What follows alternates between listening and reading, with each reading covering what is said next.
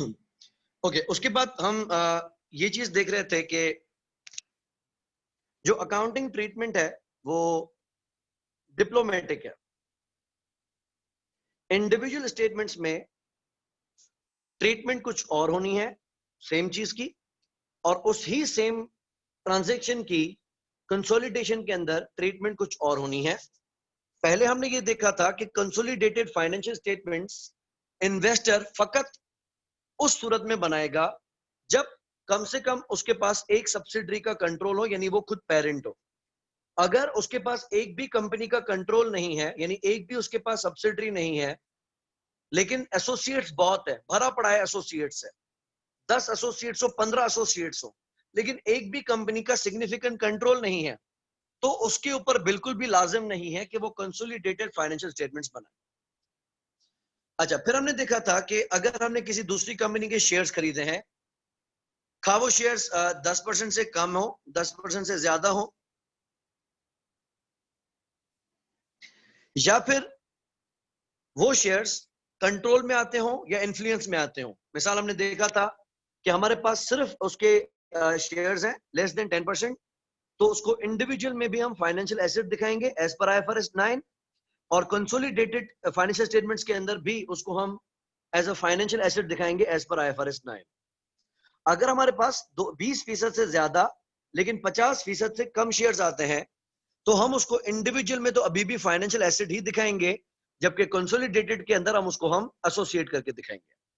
अगर आपके पास 50% से ज्यादा शेयर्स आ जाते हैं, यानी आपके पास कंट्रोल आ जाता है, तो इंडिविजुअल में अभी भी उसको फाइनेंशियल एसेट ही दिखाया जाएगा, जबकि कंसोलिडेशन में उसको सिंगल इकोनॉमिक एंटिटी कॉन्सेप्ट के तहत सब्सिडरी करके दिखाया जाएगा। पेरेंट किसको कहा जाता है वो हमने देख लिया था। एग्जाम्पशंस किस किस सूरत में है वो हमने देख ली थी। इक्विटी अकाउंटिंग यानी एसोसिएट को ट्रीटमेंट इक्विटी अकाउंटिंग कब दी जाती है वो हमने देख लिया था। गुडविल किस चीज को कहा जाता है इसको हमने देख लिया था कि goodwill is excess of consideration over the fair value of net assets.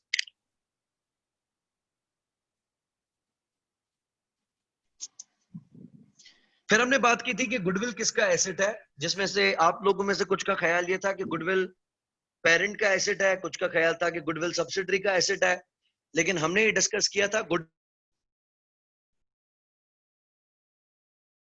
क्योंकि अगर गुडविल दोनों में से किसी का भी एसेट होता स्टेटमेंट्स के अंदर दिखना चाहिए था।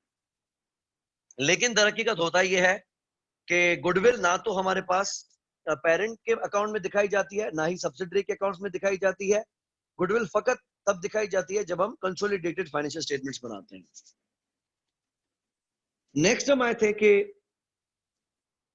इन्वेस्टर इन्वेस्टी के शेयर्स किस तरह से खरीद सकता है, जिसमें पहला तरीका हमने पढ़ा था इमीडिएट कैश। इमीडिएट कैश का मकसद कि मैं सब्सिडरी के शेयर्स खरीदूंगा और उसके अगेंस्ट कैश पे कर दूंगा। तो डबल एंट्री हम क्या करेंगे, इंडिविजुअल स्टेटमेंट्स में इन्वेस्टमेंट इन सब्सिडरी डेबिट करेंगे और कैश या बैंक क्रेडिट कर देंगे। दूसरा हमने पढ़ा था डेफर्ड कंसिडरेशन।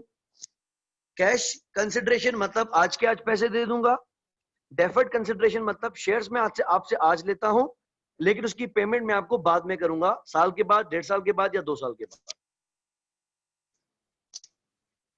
तीसरा हमने देखा था कंटिंजेंट कंसिडरेशन, जिसमें हमारी अभी बात चल रही थी।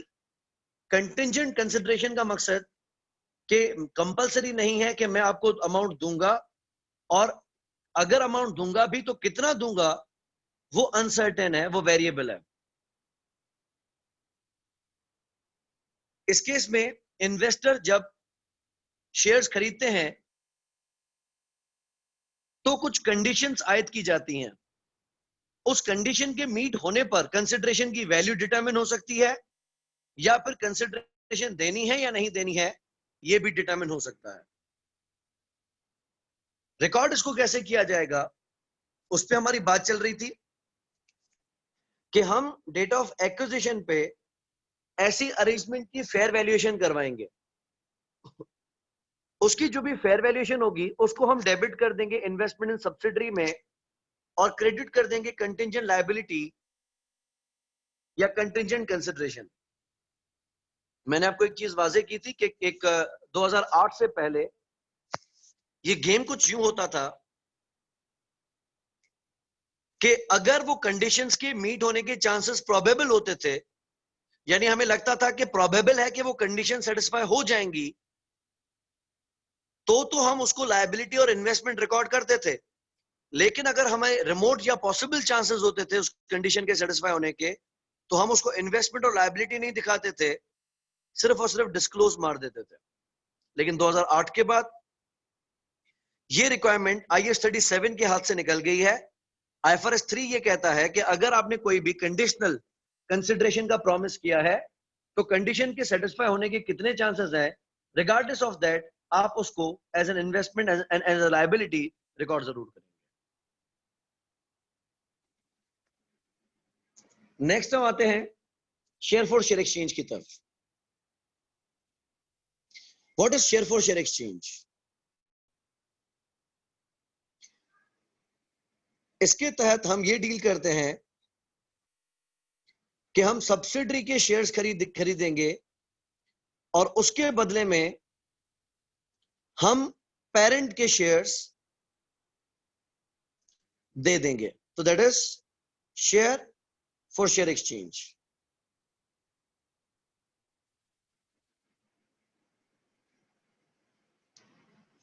फेयर? तो अरेंजमेंट बेसिकली क्या है?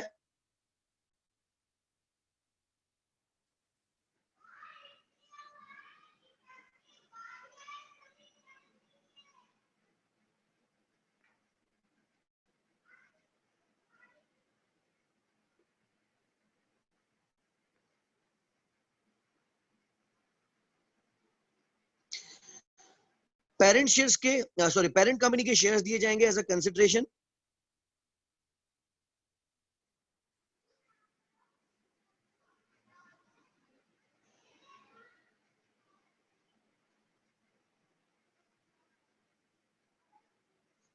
Against subsidiary shares. इसमें मुझे एक डाउट है, या जो मुझे अक्सर एक परेशानी होती है, वो ये है कि let's say for instance subsidiary के जो शेयर्स हैं उसकी पार वैल्यू है $1,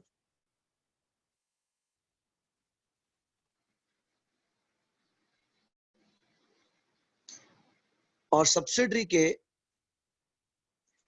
जो इश्यूड शेयर्स हैं वो है 5 मिलियन।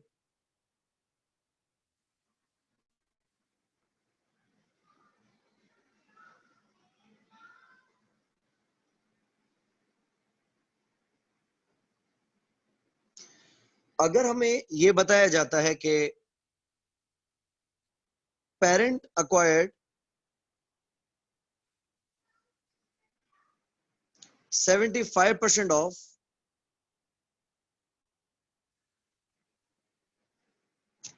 Subsidiary shares. कैसे किया? लेट्स से ये बताया जाता है कि सब्सिडरी के ये शेयर्स हमने खरीदे हैं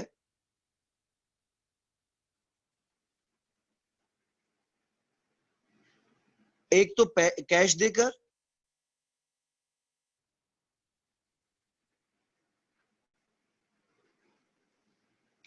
और उसके अलावा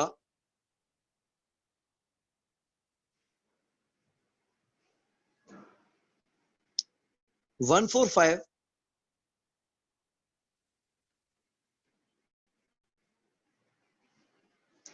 हमने शेयर एक्सचेंज किया है।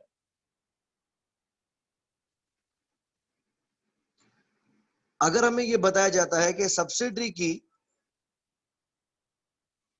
शेयर प्राइस 4.6 है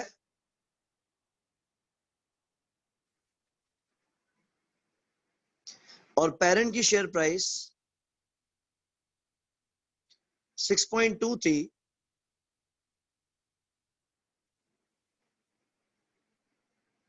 एट डेट ऑफ एक्विजिशन, अब होगा क्या कि पेरेंट अपनी स्टेटमेंट्स में एक दिखाएगा कैश कंसिडरेशन,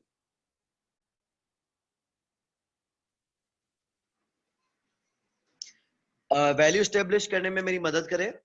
सब्सिडरी के इशूड शेयर्स कितने हैं? 5 मिलियन। उसमें से हमने कितने खरीदे हैं? 75%। तो यकीनन हम सिर्फ पेमेंट भी उन्हीं की करेंगे जो हम खरीदेंगे। वो शेयर्स जो हमने खरीदे ही नहीं, उसकी पेमेंट हम क्यों करने लगे भाई? तो हम कितनी कैश पे करेंगे?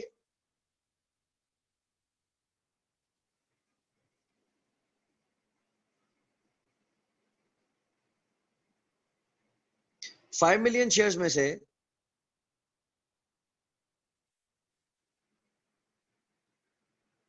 हमने खरीदे हैं 75%, यानी हमने जो शेयर्स एक्वायर किए हैं वो 3,750,000 है।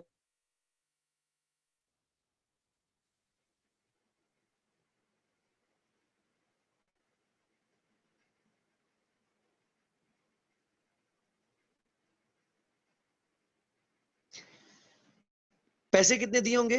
हर शेयर पे हमने पेमेंट की है $3.5 की।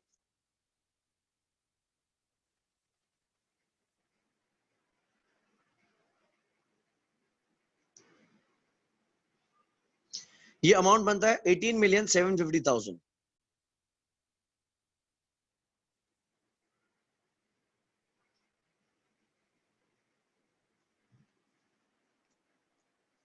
दिवेश 2625 चेक करो, शायद मेरी तरफ से मिस्टेक हो।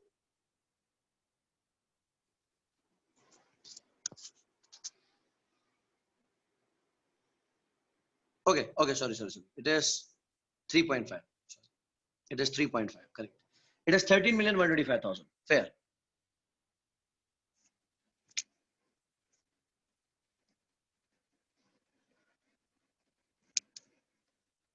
$13,125,000। ठीक। तो पेरेंट ने यानी इन्वेस्टर ने जब कैश कंसिडरेशन दी होगी तो अपनी स्टेटमेंट्स में डेबिट किया होगा फाइनेंशियल एसेट,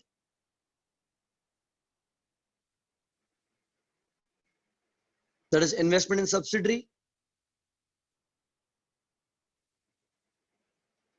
by 13,125,000, और क्रेडिट किया होगा क्योंकि हमने पैसे दिए हैं तो क्रेडिट किया होगा कैश और bank by the same amount 13,125,000। फिर यहां तक हमें कोई कंफ्यूजन नहीं है। अब हम आते हैं अगले पार्ट पे। दूसरा, हमने कैश के अलावा क्या दिया है?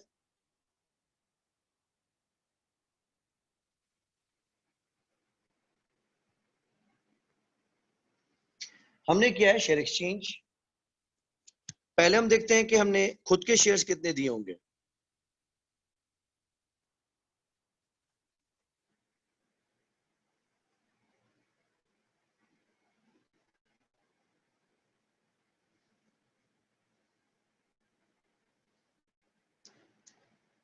शेयर्स टोटल हमने खरीदे हैं 3,750,000, और अरेंजमेंट क्या हुआ है? 1 for 5, यानी उसके हर 5 शेयर्स पर हमने अपना एक शेयर दिया है।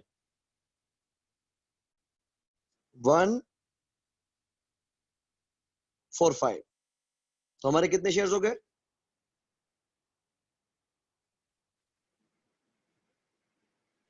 7.5 लाख, करेक्ट।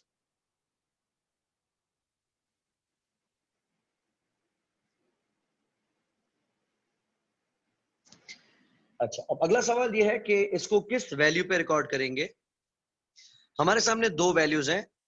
सब्सिडरी के शेयर की वैल्यू है 4.6, तो वैल्यू ऑफ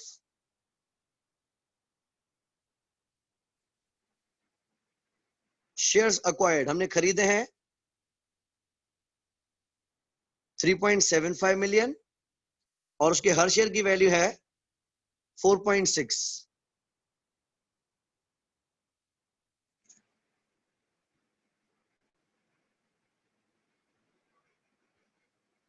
ये बनता है 17 million 2.5 lakh.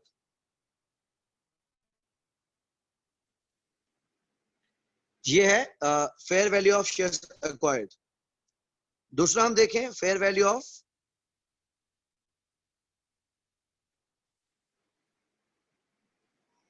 Shares given up.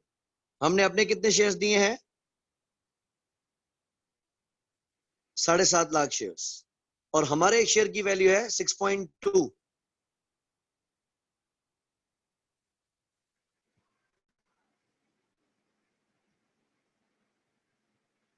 ये बन रहा है 4,650,000।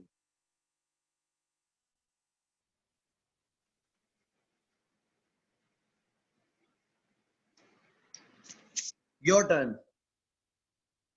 हम कंसोलिडेशन में ये किस वैल्यू पे दिखाएंगे? Fair value of shares acquired पे या fair value of shares given up पे?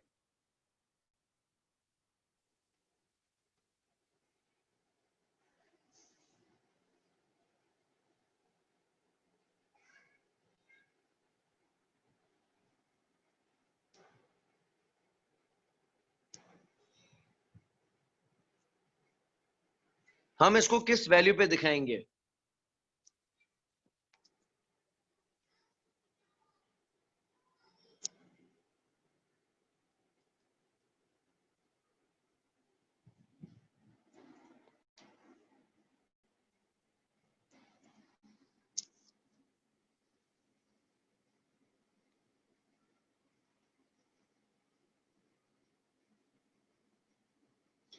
अतीब इज करेक्ट।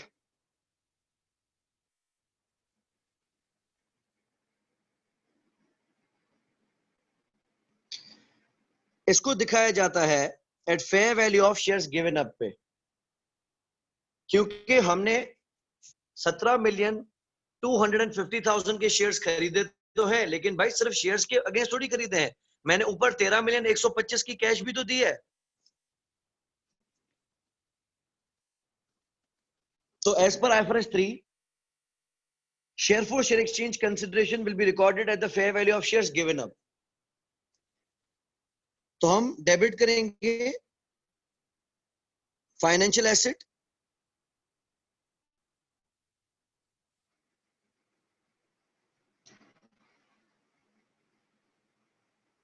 एट 4,650,000।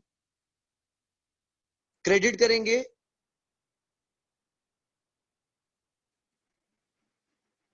पेरेंट का शेयर कैपिटल पार वैल्यू से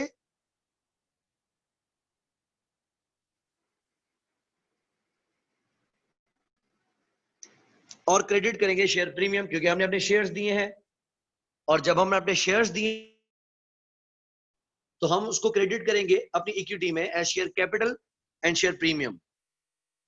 हमने अपने कितने शेयर्स दिए हैं? 7.5 लाख।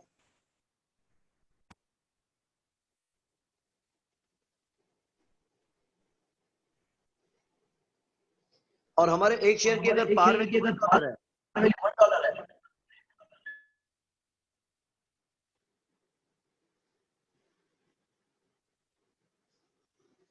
तो 7.5 लाख जाएंगे शेयर कैपिटल में,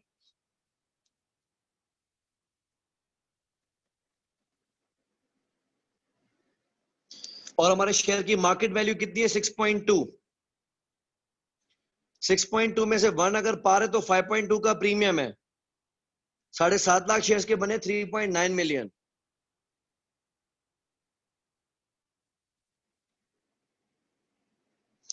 ये जाएंगे हमारे शेयर प्रीमियम में। अमृता, ये चीज देखें कि जब भी हम शेयर फॉर शेयर एक्सचेंज करेंगे तो हमारे सामने दो वैल्यूज होंगी। पहला, जो शेयर्स हमें मिले हैं सब्सिडरी के उनकी वैल्यू क्या है, और दूसरा जो शेयर्स हमने दिए हैं उनकी वैल्यू क्या है। तो एक है fair value of shares acquired और दूसरा है fair value of shares given up. तो as per IFRS 3 share for share exchange की जो वैल्यूएशन की जाएगी वो की जाएगी at value of shares given up. मिसाल आप मुझे एक चीज दिखाएं इसमें, या खुद आप थोड़ा जहन चलाएं। इसमें जो वैल्यू ऑफ शेयर्स अक्वायर्ड है वो कितनी है? 17 मिलियन, 2.5 लाख रुपए, $2.5 लाख। और मैं जो शेयर्स दे रहा हूं वो है 4,650,000। आप मुझे बताएं कि क्या शेयर्स बेचने वाला बेवकूफ है कि अपने 17 मिलियन के शेयर्स मुझे 4.5 मिलियन में देगा?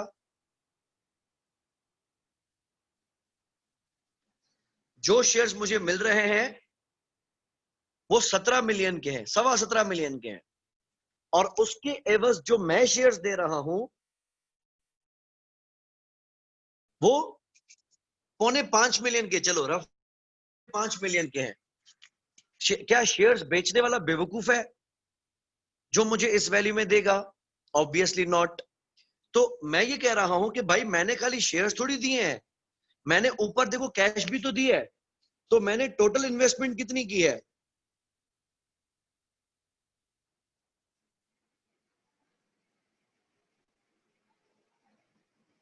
एक मैंने दिया है कैश 13.125 मिलियन का,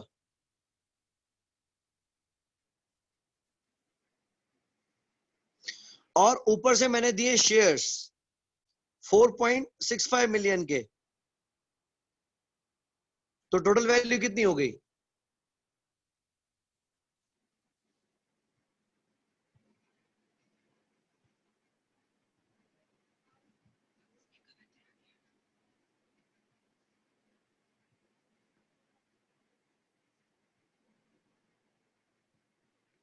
ये वैल्यू हो रही है 17 मिलियन, यस 775।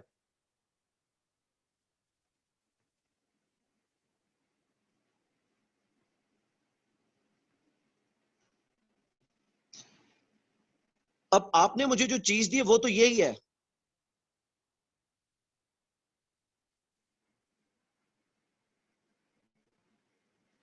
लेकिन अगर ये सौदा, ये ट्रांजैक्शन हमारी सिर्फ और सिर्फ शेयर फॉर शेयर एक्सचेंज पे हुई होती तो चलो बात समझ में आती है कि मैं जो शेयर्स देता और आप जो मुझे शेयर्स देते, उनकी वैल्यू प्लस और माइनस या करीब करीब कहीं बराबर ही बैठती भी। लेकिन मैं आपके शेयर्स को आप ही की वैल्यू पे मेजर करूं और पैसे अलग दूं, तो मेरी इन्वेस्टमेंट तो आसमान पे पहुंच जाएगी। कितनी ऊपर हो जाएगी मेरी इन्वेस्टमेंट?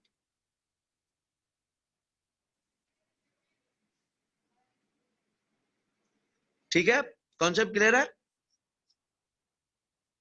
कि हम जो शेयर एक्सचेंज करेंगे तो उसकी वैल्यूएशन हम अपने शेयर्स पे करेंगे, ना कि सब्सिडरी के शेयर्स पे।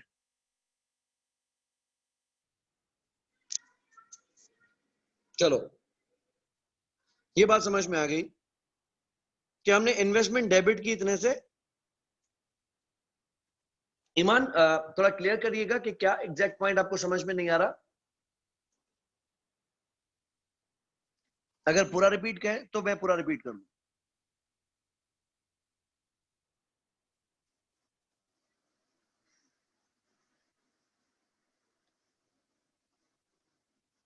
Okay, value of shares given up.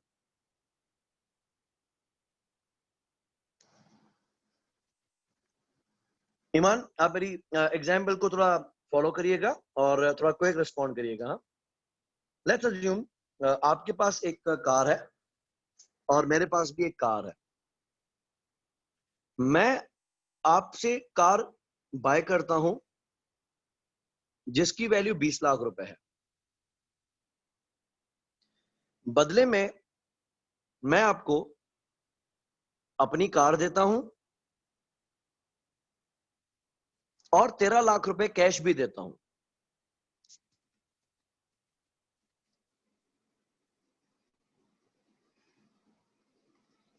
तो आपकी गाड़ी की फेयर वैल्यू कितनी है?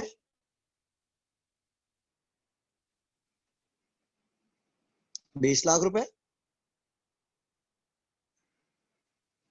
मैं आपको ये गाड़ी खरीदने के लिए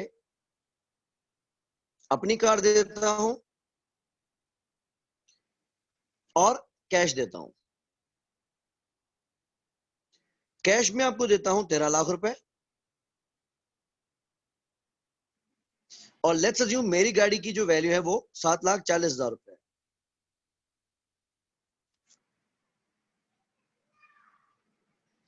अच्छा, अब मैं आपसे ये पूछता हूं कि मैं अपनी बैलेंस शीट में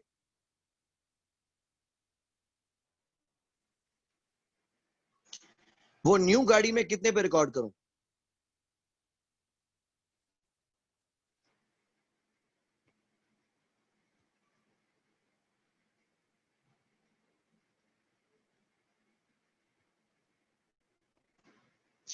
तो आइए 16 लेट्स से हम फॉलो करते हैं।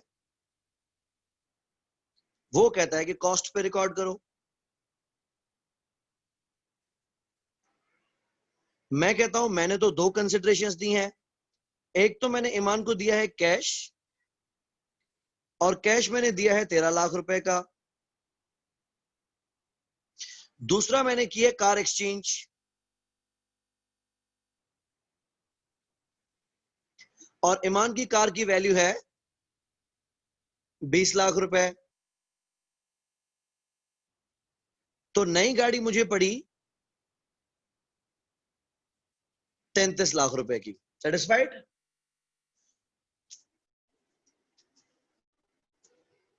Should I are at 3,300,000 rupees?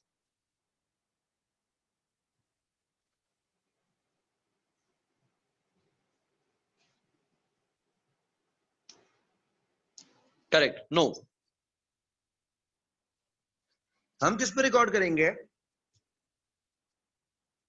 आप कहेंगे सर आपने जो पैसे दिए हैं 13 लाख, ठीक है, मेक सेंस, लेकिन कार एक्सचेंज में आप वैल्यू किसकी लगाएंगे?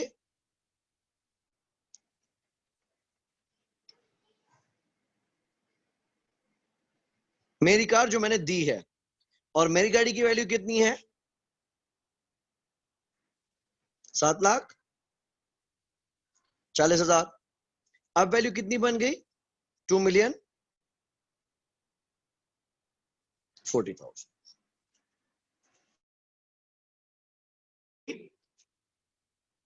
शारिक देखें मेरी कॉस्ट कितनी है, तो मैं रिकॉर्ड कर रहा हूं फेयर वैल्यू।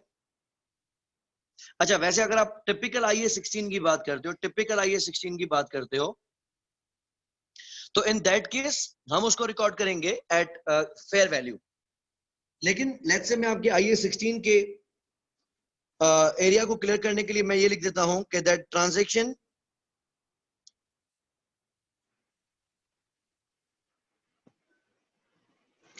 लैक्स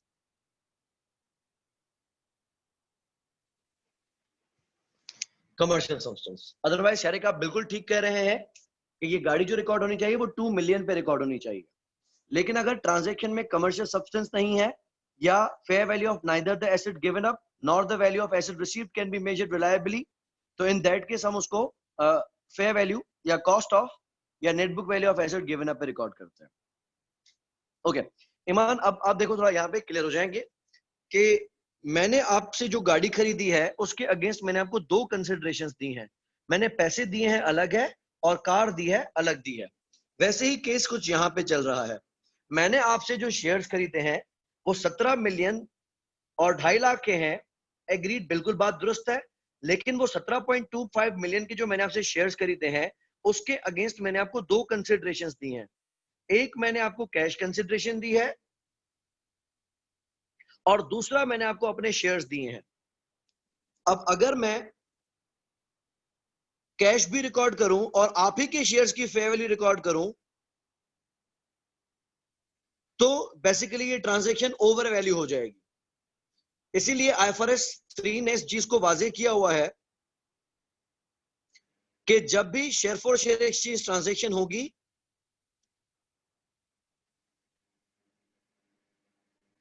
तो हम उसको रिकॉर्ड करेंगे at fair value of shares given up.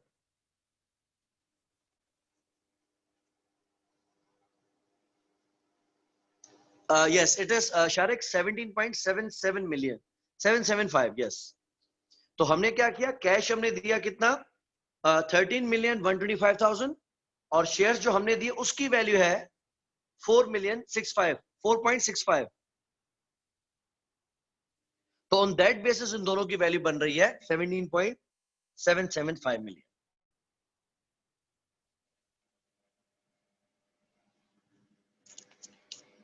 ठीक, अच्छा अब चलें, मुझे चीजें आप लोगों को भी क्लियर हो गई, मुझे भी क्लियर हो गई, लेकिन एक कंफ्यूजन है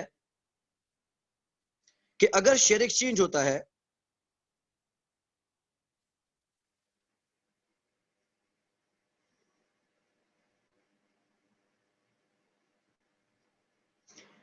तो उसमें पेरेंट को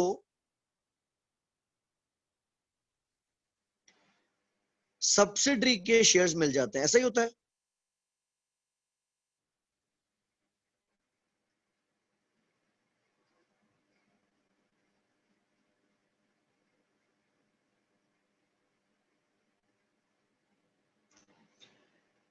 तो शेयर एक्सचेंज का हिसाब किताब तो कुछ यूं है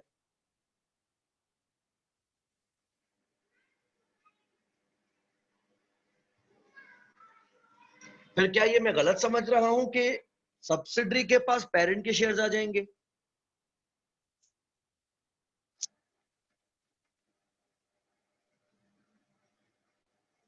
अगर शेयर फॉर शेयर एक्सचेंज है जिसके तहत हमने अपने 7.5 लाख शेयर्स दिए हैं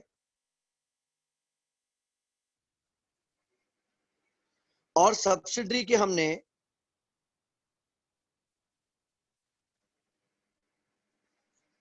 उसके 37,50,000 शेयर्स लिए हैं, तो इससे कहीं ये नहीं बनेगा कि मेरे पास उसके शेयर्स आ जाएंगे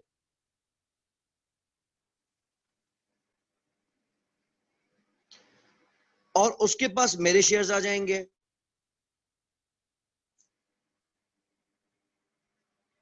ऐसे तो मैं उसका पेरेंट बन जाऊंगा, वो मेरा पेरेंट बन जाएगा।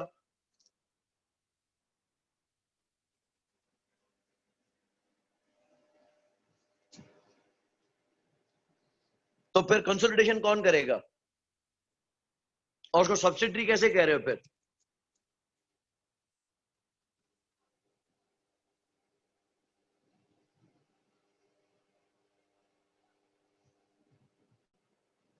चलो, गुड एक्सक्यूज कि मेजोरिटी थोड़ी है। This is a common response I get. तो आपने मुझे जवाब दिया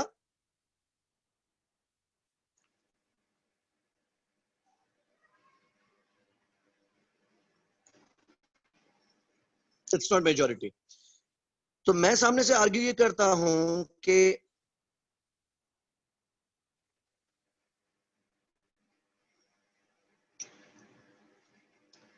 मैं तेरा पेरेंट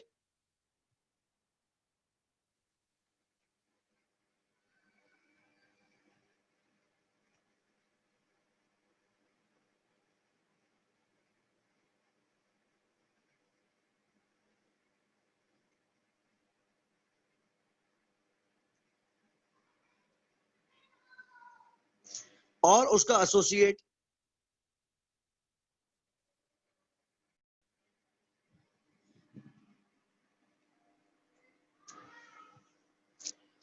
दिवेश 1/5 है, तो आपको ये तो पता है कि जो 3750 है वो 5 मिलियन का 75% है। क्या आपको ये पता है कि पेरेंट के इशूड शेयर्स कितने हैं? कैसा महसूस होगा अगर मैं बोलूं कि पेरेंट के इशूड शेयर्स 1 मिलियन है?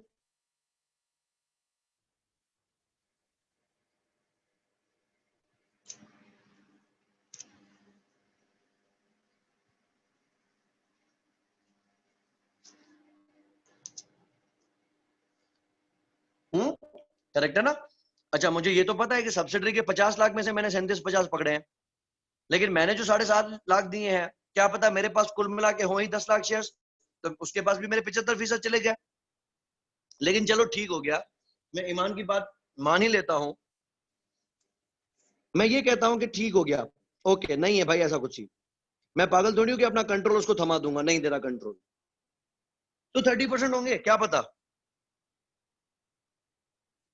करेक्ट सारे, तो एक दूसरे के पेरेंट्स हो गए ना। अच्छा चलो, मैं कहता हूं पेरेंट ना हो, यूं कह लें कि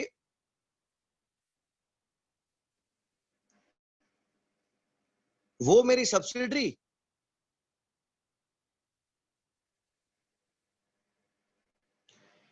मैं उसका एसोसिएट, दैट इज ये मान लूं कि मैंने उसके पकड़े 75% शेयर्स और बदले में अपने दिए होंगे 30% शेयर्स। ईमान, मैं ये बात कर रहा हूं, जब आप ये कह रहे हैं कि मैंने जो अपने 7.5 लाख शेयर्स दिए हैं वो कोई मेजोरिटी शेयर्स थोड़ी होंगे, तो मैं एक सिचुएशन ये क्रिएट कर रहा था कि कैसा हो कि मेरे पास इश्यूड शेयर्स हो ही 10 लाख, और 10 लाख में से 7.5 लाख शेयर्स मैं इनको दे दूं, तो उनके पास मेरा 75%, मेरे पास उनका 75%। लेकिन चले, मैं आपकी बात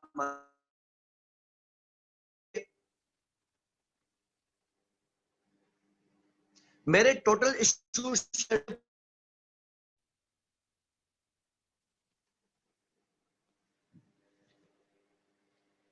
तो 25 लाख,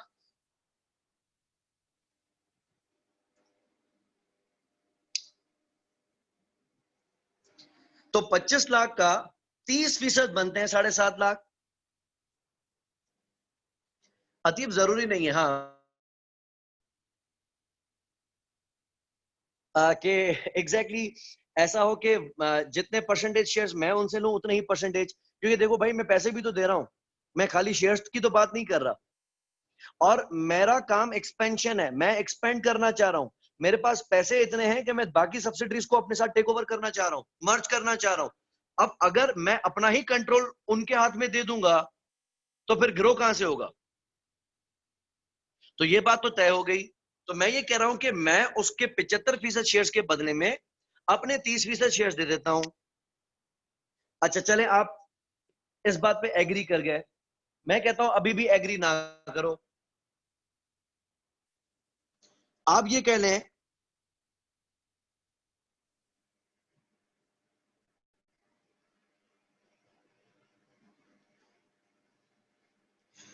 कि सर एसोसिएट भी नहीं बनेगा, इतने भी शेयर्स नहीं देगा।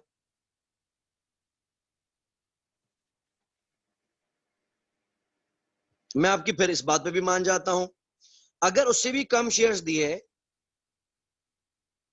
तो मैं ये जरूर कह सकता हूं कि इन्वेस्टी कंपनी बनी मेरी सब्सिडरी,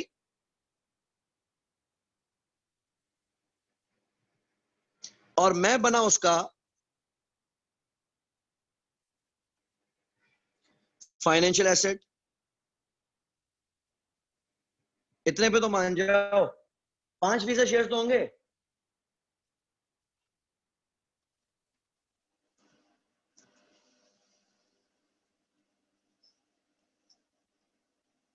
लेकिन अभी भी एक ट्रबल है, आपने थोड़ी बहुत कंसोलिडेशन जो F3 में ही की है, क्या कभी ये देखा कि सब्सिडरी के पास इन्वेस्टमेंट इन पेरेंट दिख रही हो? पेरेंट के पास इन्वेस्टमेंट इन सब्सिडरी दिख रही होगी, ये बात तो बड़े मजे से हजम हो जाती है। लेकिन कभी ये देखा कि सब्सिडरी के अकाउंट में इन्वेस्टमेंट इन पेरेंट दिख रही हो?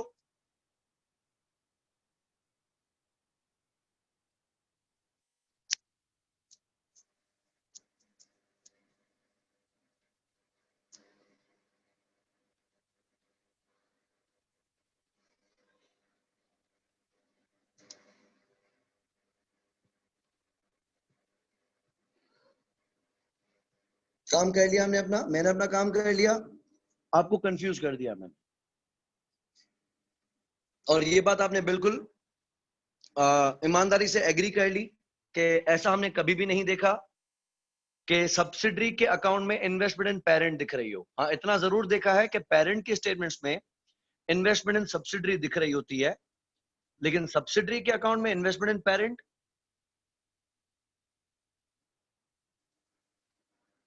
हाँ करेक्ट शारिक, समझ में नहीं बैठ रहा कि पेरेंट कौन सब्सिडरी कौन।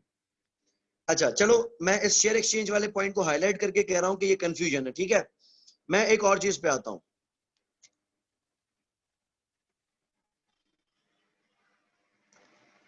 हम जब रिकॉर्ड करते हैं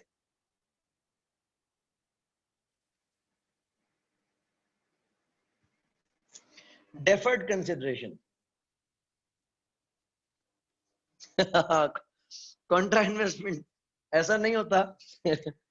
ऐसा नहीं होता डेफिनेटली, दोनों एक सेपरेट लीगल एंटिटीज है।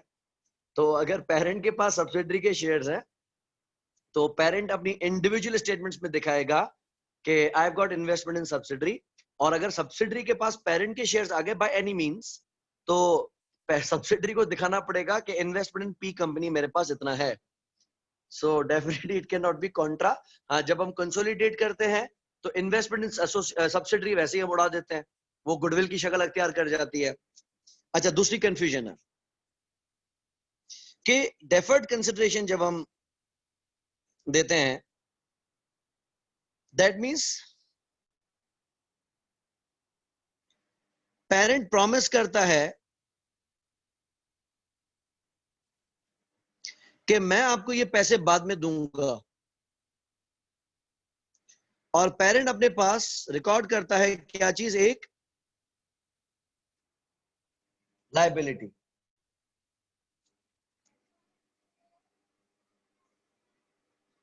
क्या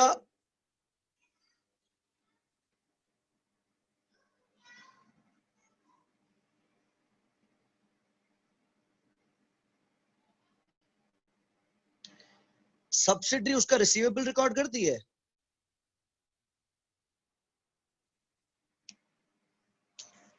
बात मेरी समझे। पेरेंट ने प्रॉमिस किया है कि मैं आपको 5 लाख रुपए बिल फर्ज 1 साल के बाद दूंगा। थोड़ी देर के लिए टाइम वैल्यू ऑफ मनी को इग्नोर मारते हैं। पेरेंट ने ये वादा किया है, इन्वेस्टर ने ये वादा किया है इन्वेस्टी कंपनी के साथ कि मैं आपको 5 लाख रुपए 1 साल के बाद दूंगा। तो पेरेंट अपने पास क्या करता है, इन्वेस्टमेंट इन सब्सिडरी 5 लाख पे दिखाएगा और लाइबिलिटी 5 लाख पे दिखाएगा। इस चीज की डबल एंट्री सब्सिडरी क्या करेगा?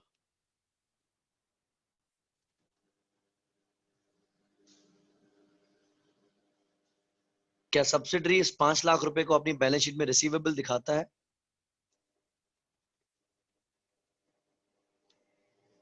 अगर आप ये कहें हाँ, तो मैं अगला सवाल पूछूंगा, क्या कंसोलिडेशन में इसको नेट ऑफ कैंसिल आउट करते हैं?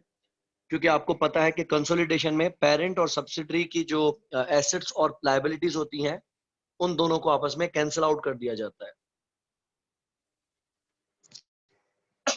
तो पेरेंट तो लायबिलिटी रिकॉर्ड कर रहा है, अगर के सब्सिडरी भी इसको एसेट रिकॉर्ड करे।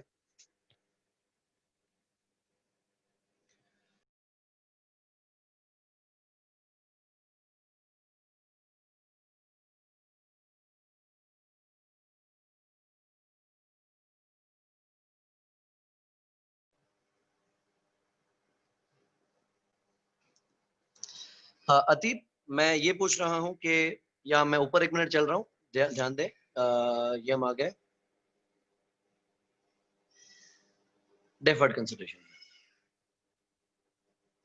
तो डेफर्ड कंसिडरेशन में पेरेंट ये वादा करता है कि मैं आपको 1 साल के बाद 5 लाख रुपए पे करूंगा उन शेयर्स के अगेंस्ट जो मैंने आपसे खरीदे। तो पेरेंट ने क्या किया, डेबिट किया इन्वेस्टमेंट इन सब्सिडरी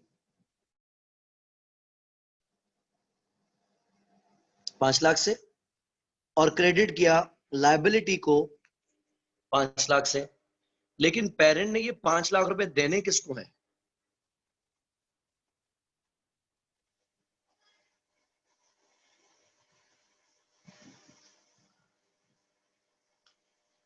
पेरेंट के लिए तो इन्वेस्टमेंट है, सब्सिडरी के लिए कहां से इन्वेस्टमेंट हुई? सब्सिडरी तो अपने शेयर्स दे रहा है ना। तो अगर पेरेंट कहता है कि मैंने 5 लाख रुपए देने हैं, और तो सब्सिडरी को कहना चाहिए कि मैंने 5 लाख रुपए लेने हैं।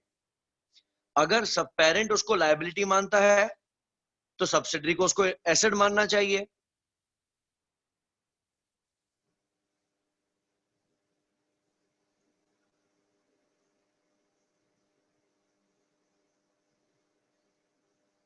घूम गया दिमाग। ओके, मैं इसके आंसर की तरफ आ रहा हूं। मैं इसका इलाज बता रहा हूं। बेसिकली अदम तवज्जो है। अगर आप थोड़ा क्वेश्चन कर लेते थे टीचर से तो ये उसी टाइम हमारा मसला हल हो जाता था, आप इतना परेशानी में ना आते थे। ये दोनों हो गए हमारी कंफ्यूजन। आंसर ये है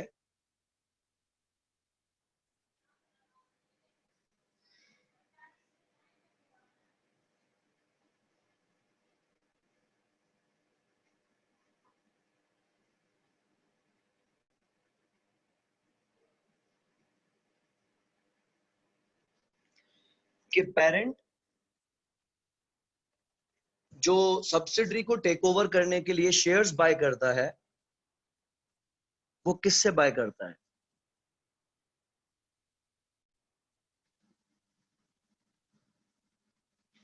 क्या सब्सिडरी उसको नए शेयर छाप के देती है?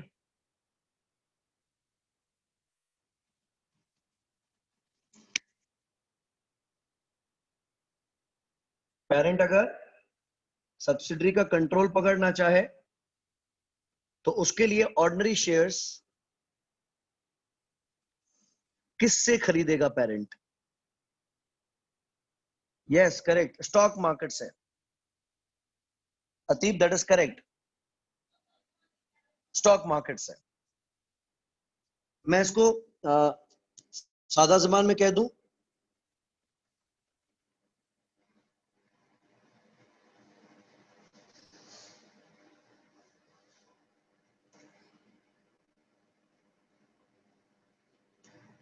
पेरेंट डायरेक्टली सब्सिडरी को फोन नहीं करता। पेरेंट डायरेक्टली सब्सिडरी की मैनेजमेंट को फोन नहीं करता कि भाई मैं तुम्हें टेक ओवर करना चाहता हूं, बताओ क्या मूड है। पेरेंट ये चेक करेगा कि मुझे अगर XYZ लिमिटेड कंपनी बाय करनी है तो उसके शेयर्स किसके पास हैं, who is its shareholder. Let's assume Mobilink को जब वारिद को टेक ओवर करना था तो उसने वारिद के मैनेजमेंट, CFO, CEO को फोन नहीं करना था। उसने ये देखना था कि वारिद के शेयर्स किसके पास है। एतसलात ने अगर PTCL को खरीदना था तो ये पूछना था कि PTCL के शेयर्स किसके पास है। अब एतसलात डिस्कशन करेगा विद द गवर्नमेंट।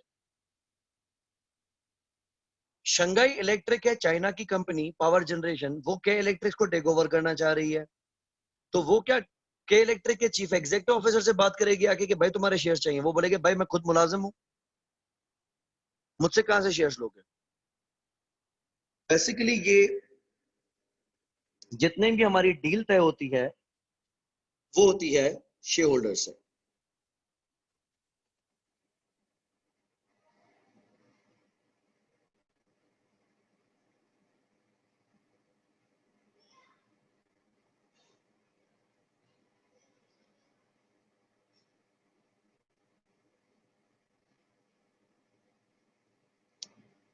अब इस बात को हम क्लियर करते हैं जो मैंने यहां बात की कि सब्सिडरी के शेयर्स मैं अगर खरीदता हूं तो मुझे सब्सिडरी के शेयर्स मिल जाएंगे,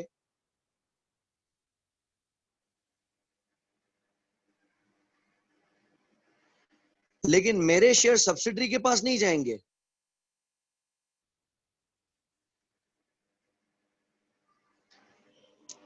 वो सब्सिडरी के शेयर होल्डर्स के पास चले जाएंगे।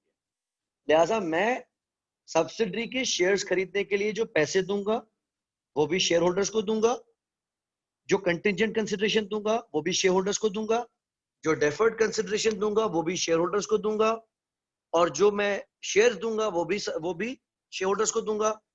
तो मेरी जो भी डीलिंग होगी वो कभी भी सब्सिडरी के साथ नहीं होगी।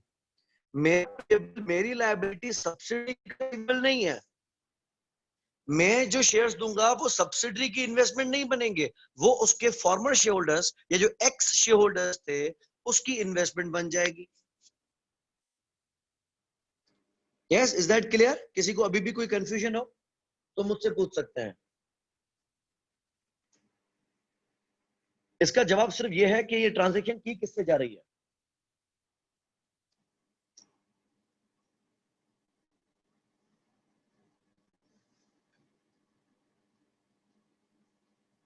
Yes, all good, no confusions.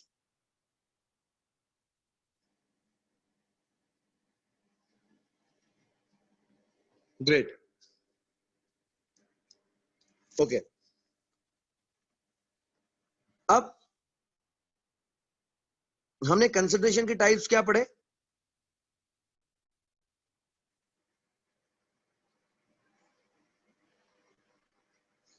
एक पढ़ा कैश कंसिडरेशन, दूसरा हमने पढ़ा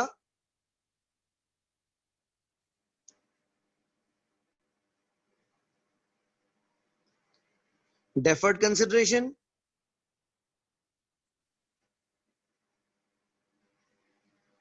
तीसरा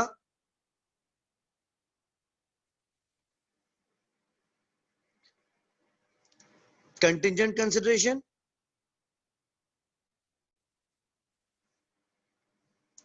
चौथा शेयर फॉर शेयर एक्सचेंज, पांचवा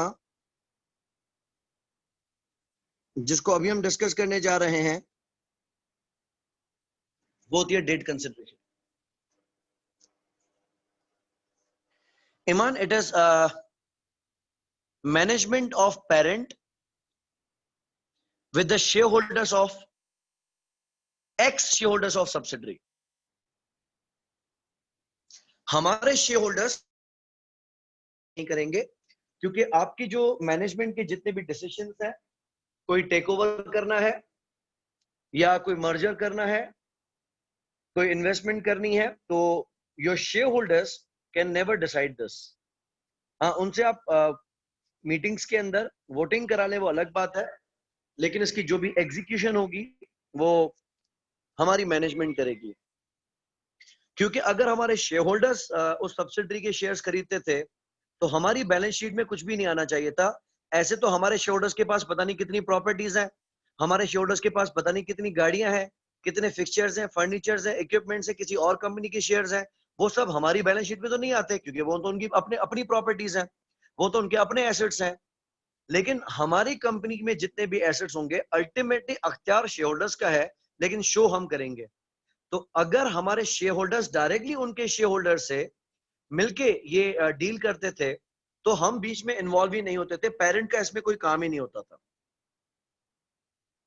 लेकिन क्योंकि हमारी मैनेजमेंट सब्सिडरी के शेयर होल्डर से अरेंजमेंट करेगी, डील करेगी, तो वो सब्सिडरी हमारी बैलेंस शीट में दिखेगी, जो अल्टीमेटली हमारे शेयर होल्डर्स को बेनिफिट देगी, लेकिन डायरेक्टली हमारे शेयर होल्डर्स की नहीं। ओके, तो कैश को हमने किस वैल्यू पे रिकॉर्ड किया? कैश वैल्यू पे। डेफर्ड कंसिडरेशन को किस वैल्यू पे रिकॉर्ड किया? प्रेजेंट वैल्यू पे। कंटिंजेंट कंसिडरेशन को हमने रिकॉर्ड किया फेयर वैल्यू पे, अगर नहीं तो फिर प्रेजेंट वैल्यू पे। शेयर एक्सचेंज को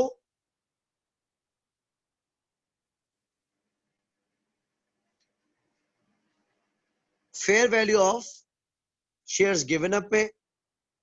और डेट कंसिडरेशन का मकसद क्या होता है कि हम सब्सिडरी के शेयर होल्डर से सब्सिडरी के शेयर्स लेंगे और उसके अगेंस्ट अपनी कंपनी के बॉन्ड्स या फिर लोन नोट्स देंगे। तो हम उसको रिकॉर्ड करेंगे वैल्यू ऑफ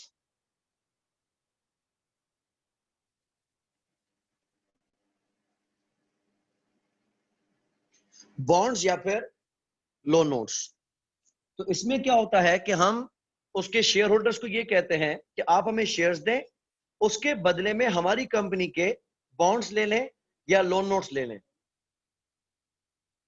तो वो जो पहले सब्सिडरी के शेयर होल्डर्स होते हैं अब हमारे डेट होल्डर्स बन जाते हैं, अगर वो एग्री करते हैं तो।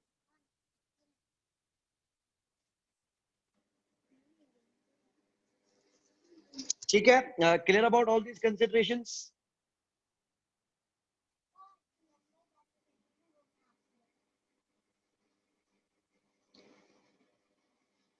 ओके, अब होता क्या है कि हम जब कंसोलिडेशन करेंगे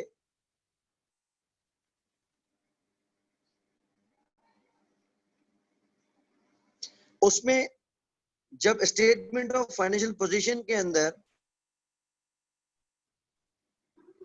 एसेट्स दिखाए जाएंगे,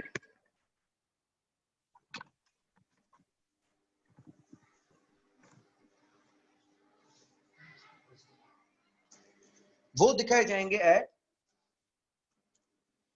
जो भी पेरेंट्स के एसेट्स हैं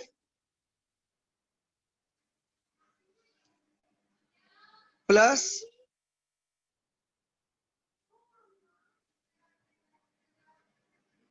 जितने भी सब्सिडरी के एसेट्स हैं।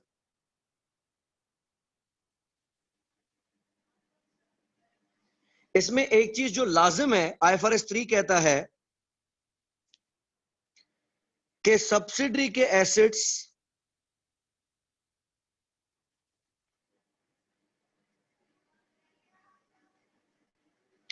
Must be fair valued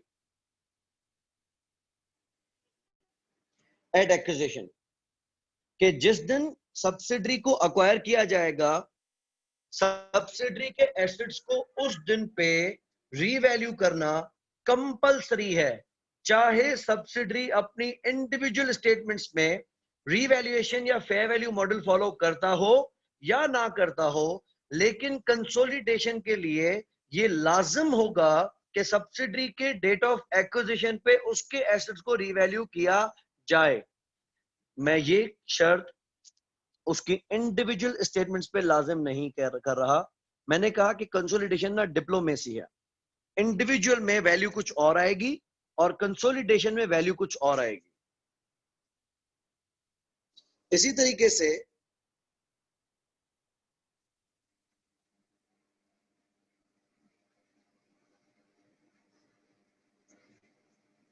liabilities भी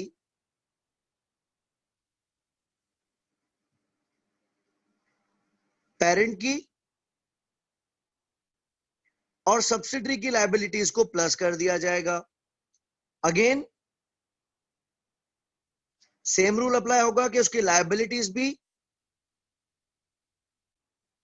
must be fair valued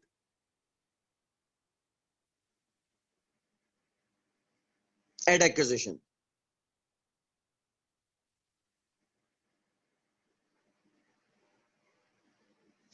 equity को कंसोलिडेट करने का रूल क्या है? पेरेंट की जितनी भी इक्विटी है दिखाई जाएगी, जबकि सब्सिडरी का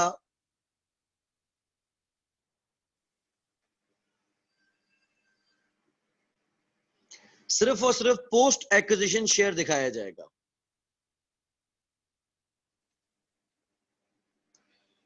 कुछ न्यू अकाउंट्स क्रिएट किए जाएंगे जिसमें एक आएगा गुडविल जो कि इंडिविजुअल में कभी भी नहीं दिखता, और दूसरा अकाउंट बनाया जाएगा एनसीआई का जो कि इंडिविजुअल में कभी भी नहीं दिखाया जाता।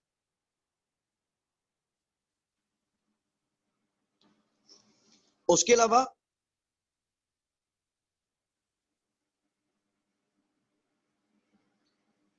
जितने भी इंट्रा ग्रुप बैलेंसेस होंगे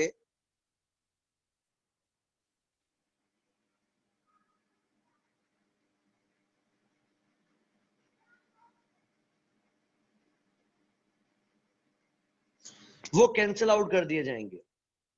लाइक अगर पेरेंट के पास रिसीवेबल है और सब्सिडरी के पास लायबिलिटी है पेएबल, पेरेंट के पास इन्वेस्टमेंट है सब्सिडरी के पास लायबिलिटी है तो उनको कैंसिल आउट कर दिया जाएगा।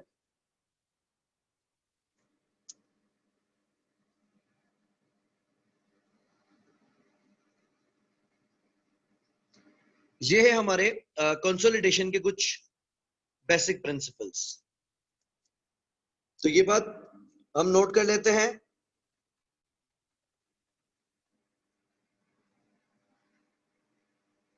All net assets of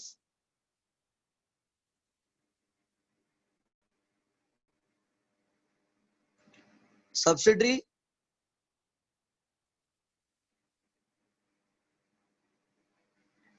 must be revalued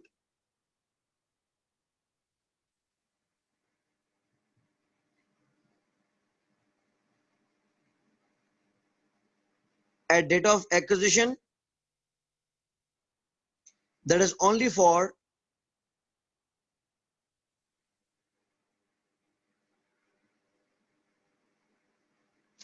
consolidation purpose। Last चीज बता रहा हूं आज की, फिर मैं इसको वाइंड अप करता हूं आज के लिए।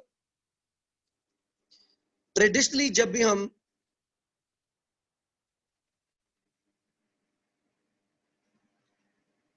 इंडिविजुअल फाइनेंशियल स्टेटमेंट्स बनाते हैं तो इसका डेटा कहां से लाया जाता है? इंडिविजुअल फाइनेंशियल स्टेटमेंट्स का डेटा कहां से आता है?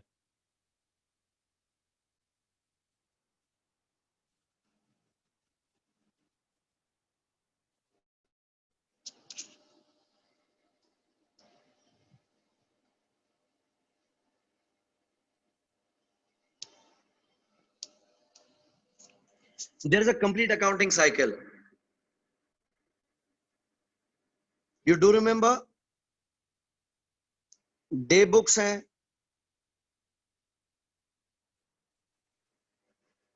उसके बाद जनरल लेजर है। Yes correct Devesh. Ledgers and trial balances, Iman correct, correct Furqan, trial balance. So we have got day books, we have got journal ledger, we have got trial balance, and there we get adjusted trial balance and then finally financial statements। अच्छा, अब होता क्या है कि individual financial statements का जो data आता है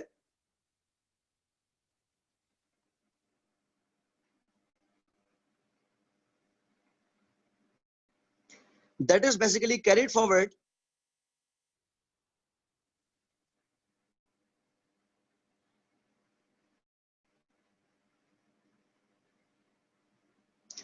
from one year to another। मसलन आपने 2018 में अगर कोई एडजस्टमेंट कर ली तो 2019 में वो एडजस्टमेंट दोबारा नहीं करनी, 20 में दोबारा नहीं करनी, क्योंकि एक बार आप कर चुके हैं तो वो ऑटोमेटिकली रिफ्लेक्ट हो जाएगी।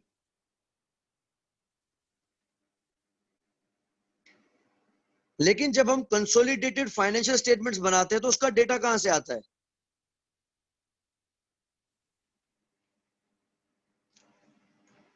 कंसोलिडेटेड फाइनेंशियल स्टेटमेंट्स का डेटा कहां से आएगा?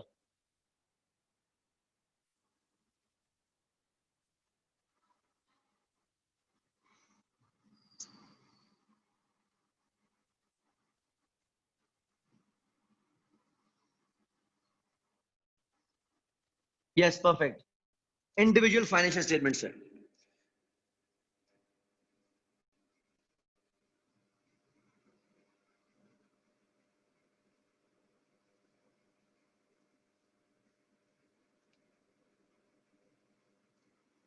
Correct Amrita, it is from individual financial statements. Yes Atib, that's correct. अब यहां पे सिलसिला देखो, लेट्स अज्यूम मैंने 2018 में स्टेटमेंट्स को कंसोलिडेट किया और कंसोलिडेशन में मैंने गुडविल कैलकुलेट की, मैंने एनसीआई कैलकुलेट किया और सब्सिडरी के नेट एसेट्स को रिवैल्यू किया।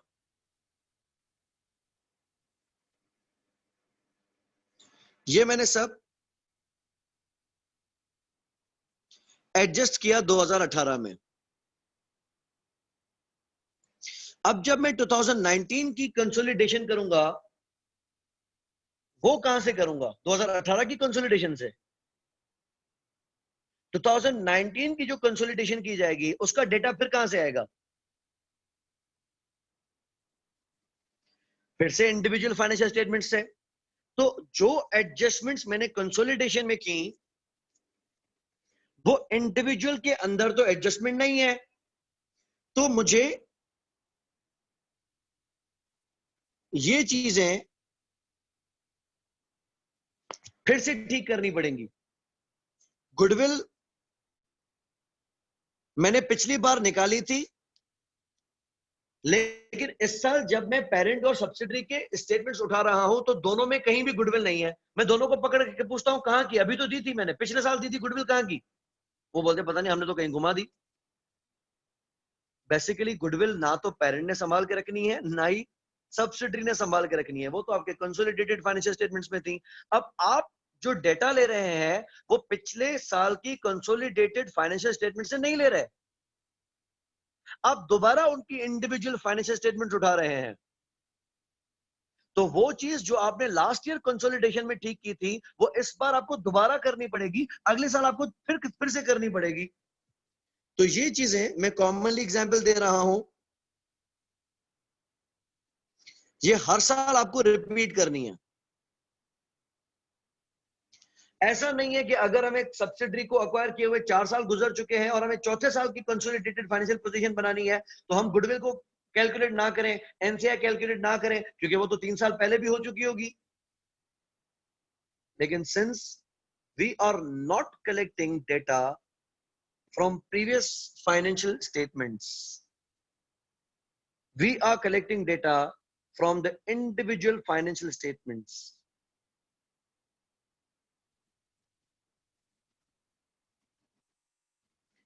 क्लियर?